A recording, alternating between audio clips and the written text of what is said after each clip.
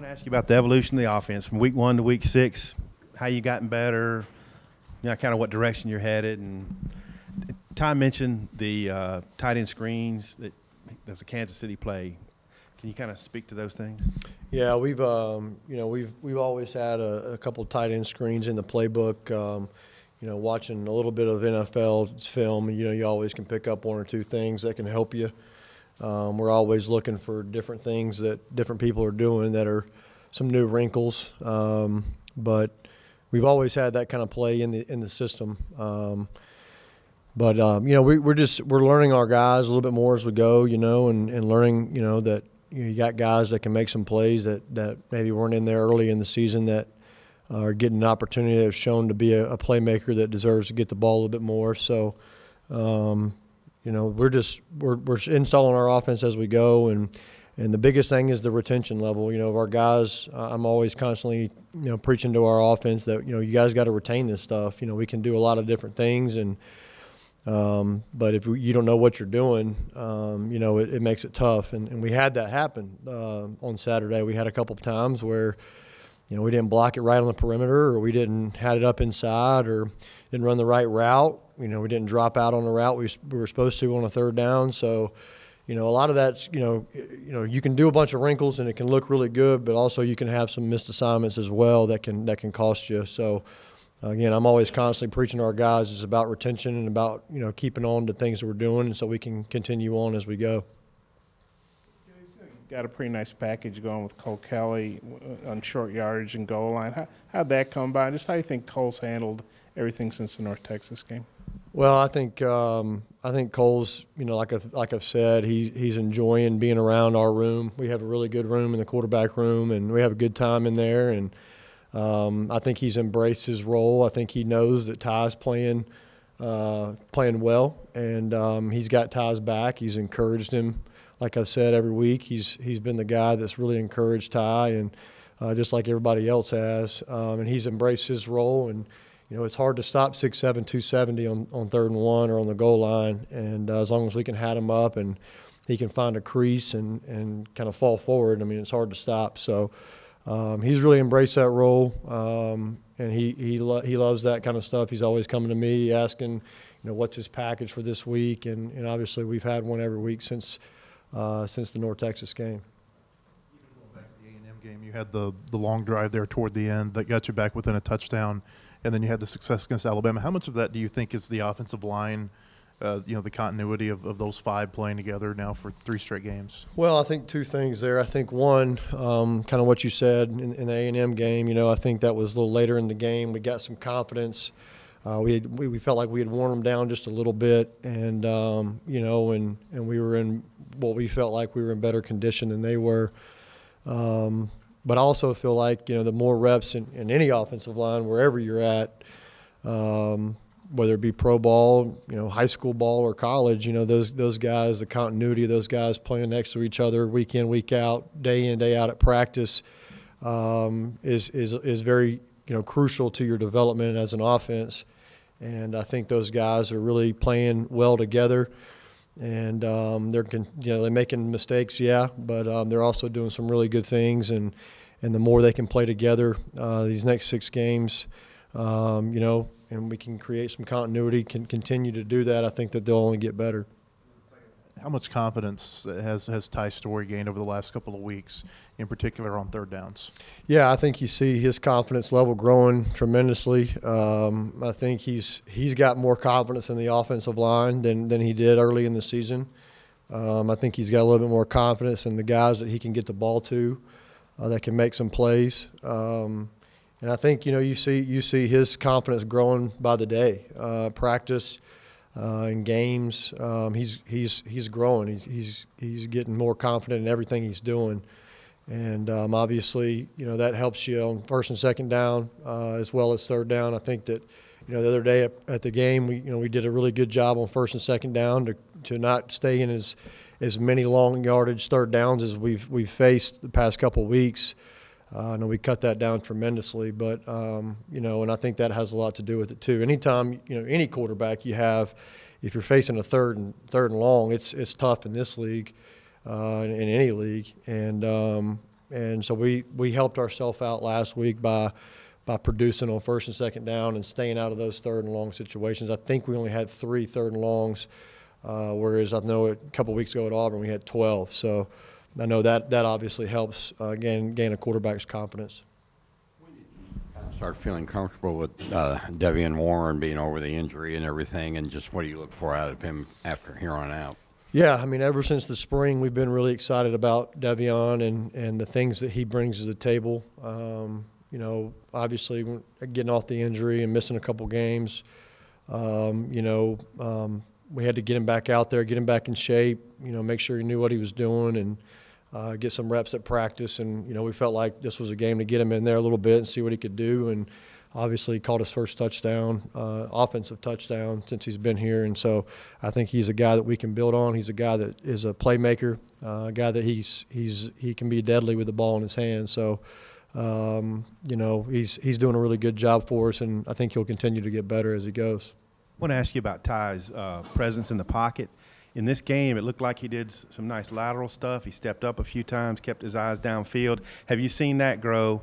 And the touchdown to Devion, he was rolling to his left. Was that the scheme? Was that the play on that one? Oh yeah, it was a naked that we had called. You know, felt like at that time, you know, a naked would be a good play to call, so we called it. And you know, we're trying to get the ball to CJ in the flat, and CJ wasn't there, but the over route was, and Devion did a nice job getting open. Heck of a throw by Ty, rolling to his left. Really good throw there. But you know, that's the stuff, and you know, you mentioned in the pocket. You know, that's stuff we work every day at practice. When you guys are out there, I know you probably see a lot of it, a lot of pocket movement stuff. And just stepping up in the pocket and feeling comfortable sitting there while the bullets are flying. So he's obviously gotten a lot better with that as we've gotten reps and as he's played a lot in the games. He's done a really good job of gaining confidence and sitting in the pocket and finding his targets down the field. Is there a concern about Ty Story, the fumbles that he had Saturday? Is that something that you work with him on this week? Yeah, absolutely. I mean, it's every day. We constantly preach ball security, and you know, in pre-practice, you know, we got boxing gloves, and we're, you know, constantly hitting at the ball. The first one is unfortunate. You know, he got a little pressure. He's trying to get rid of it. That's a learning experience for Ty that he'll get better at. He was trying to get rid of the ball and not take a sack there, and you know, as soon as his left hand came off the ball, their guy came in and punched at it pretty violently, that I don't know if he had 2 hands on it that he would have been able to hold on to it. I mean, there was a violent rip at the ball, and unfortunately we lost that ball. But, you know, I know the one going in the end zone, Ty was, you know, really disappointed in, because he made a great read on the run and was going in to score. We thought at first he had reached the ball over, tried to reach the ball over, but that wasn't the case. He had pretty good ball protection there, and you know, it's just one of those things that happens. It's football, and we'll learn from it. But the thing we always say in that situation, he had one hand on it, but went in trouble double, and that's something he'll learn as we go. Going back and looking at that 4th and 1 play, was it just like you guys not getting set quick enough because y'all snapped the ball so quick, or? No, that wasn't anything to do with that. We had 2 crucial missed assignments on that play. You know, guys that played really well throughout the game. That, again, you try to do too much a little bit. You know, sometimes you screw something up a little bit. So that's what happened. We got the gap shot that is the most important at the point of attack. And then we didn't cut off the backside, and it was very disappointing that we didn't get that done. That was a play that we've been working for weeks, though, and we felt really confident that we'd be able to run it and get it. You know, we gotta execute a little bit better on that one. How much work can you get out of Brian Wallace this week after the ankle, and just how did Dalton Wagner do finishing up in his plays? Yeah, I know I heard Coach Fry sitting next to him in the box. He got on the headset with Dalton, and he said, you know, hey, I hadn't seen the film yet, but when I don't notice that you're in there, that's a good thing. And so he did really well. He did really good, something we were, you know, concerned when he went in, but, you know, he played his butt off and did some really good things, and, you know, we didn't notice that he was in there. We didn't notice that B-Wall was out. But I think Brian will be fine. He'll get back, and he'll get a lot of treatment today, take a day off for academic Monday, and he'll be ready to go. I'm assuming tomorrow. Good 1-2 out of Boyd and Chase Hayden.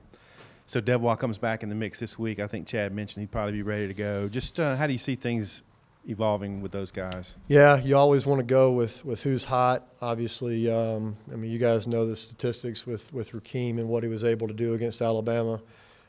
He did some really good things, but also, you know, he ran through some guys that were unblocked, and he also had some pretty big holes to run in that the offensive line did a really nice job with the new little scheme we put in for last week. And, you know, so you always want to go with the guy that's hot. You want to go with the guy that's making people miss.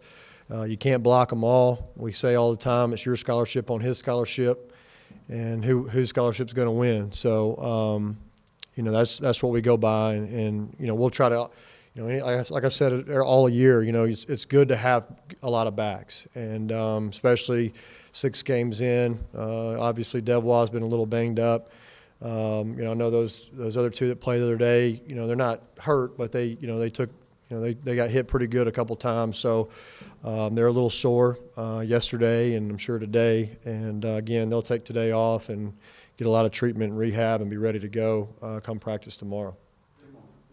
Clary might have had a couple of more low snaps. I mean, where do you see he is? Yeah, right it was much better. I know the one on the goal line late in the game, you know, their guy kind of jumped the snap, and you know, I think Ty just short armed that one to try to get his hands on the guy that kind of jumped off sides.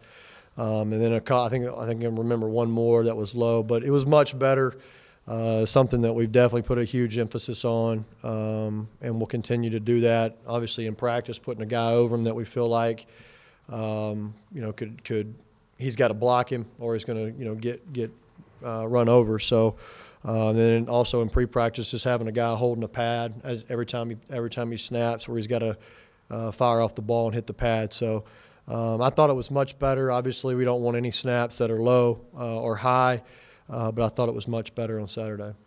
Receiving stats right now, you're getting a lot from your tight ends and from your running backs. You're not really getting a whole lot from your receivers. Is that something that's in the game plan, or is that something, you know, that you're looking for more out of your receivers? Yeah, well, we had a shot play called that, you know, early in the game. I think it was the first drive of the game that we tried to hit Jordan Jones deep and made a good. They had a good call on. It was something we'd worked on all week, and it was a little bit different look. You know, we tried to hit that. We obviously hit Dion down the field on a play action pass. You know, and then again on the third, there was a third and medium there early in the game that we had a crucial miss assignment. If we just drop out on the route, it's going to be a nice, easy completion. But also, you know, it's just like I've said all along, it's kind of, you know, what the defense is doing to you, how they're trying to stop you. And it opens up other people, and I've been saying it that our tight end is very important to our offense, and I think now you're starting to see that. Obviously getting CJ going and him doing some really good things for us, and then Cantrell making a play too across the middle. You know, that was Ty's third read on that play, and so the first two reads, his primary and secondary target there are the receivers. And he had to step up in the pocket and find his third option, and that was Cantrell across the middle. So, again, it's just kind of it's however they're playing us, trying to take us away, and trying to take advantage of what they're giving us. Yeah, I want to give you a read on the Cole Kelly to CJ touchdown pass. Yeah. How that play came about. I mean, did they sniff out that it might have been a pass play? And CJ said he cut it more across than vertical. Just that play. Yeah, just how we drew it up. No, they did. They did a really good job. You know, I kind of second-guessed myself on that call. You know, first down, I really wanted to call it on first down, and you know, we were having a little bit of success at that time running the football and putting Cole in there. Looking back on it, being, you know, a Monday offensive coordinator, you know, couch quarterback, whatever you want to call it. You know, probably should have called that on first down. Came to it on second. I don't think they sniffed it out. I think CJ felt that way because the safety was kind of playing over there. CJ is supposed to, you know, hit the end a little bit, blunt the end, whatever you want to say, and sell it a little bit more. But he felt like he had to do something a little bit different because of the way the safety was, and him and Cole worked it out. I know Cole, you know, he told me yesterday he thought he was, you know, going to run the ball, and then last minute he kind of saw CJ come open. So I'd like to say it's how we drew it up, but it's not. Those guys made a heck of a play, and obviously we were able to get a touchdown out of it.